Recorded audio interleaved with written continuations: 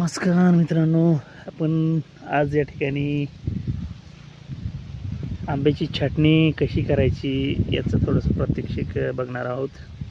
ही अशा पद्धतीची कात्री आपल्याला घ्यायची आहे आणि या कात्रीद्वारे आपल्याला छाटणी करायची. याचं कारण या झाडाची पूर्ण वाढ होण्यासाठी, याला फुटवे फुटण्यासाठी छाटणी करावीच लागते आणि या झाडाला पुरेसा सूर्यप्रकाश मिळण्यासाठी, म्हणजे त्या झाडाला पुरेसा अन्नद्रव्य तयार करण्यासाठी सूर्यप्रकाश आवश्यक असतो.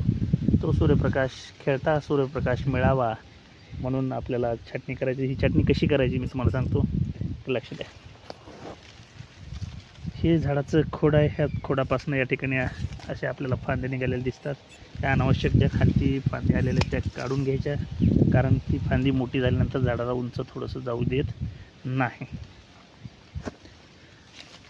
अशा पद्धतीनं हे जे फांदे निघालेले आहेत, या फांद्याचा या ठिकाणी डोळा असतो.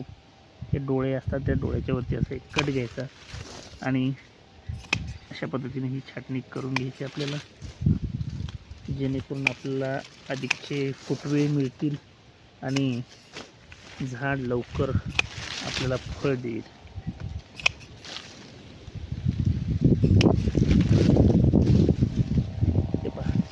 त्या ठिकाणी डोळा दिसतोय, डोळ्याच्या वरती ही परिपक्व काडी आहे आणि इथून पुढं थोडीशी अपरिपक्व आहे. तर परिपक्व काडीच्या वरती थोडंसं कट घ्यायचं आहे, जेणेकरून या खालच्या डोळ्यातून आपल्याला फुटवे निघतील. हे पहा, ही परिपक्व काडी आहे, ही अपरिपक्व ताजी काडी आहे. या काडीला आपल्याला कट घ्यायचा आहे, जेणेकरून या डोळ्यातून फुटवे निघतील.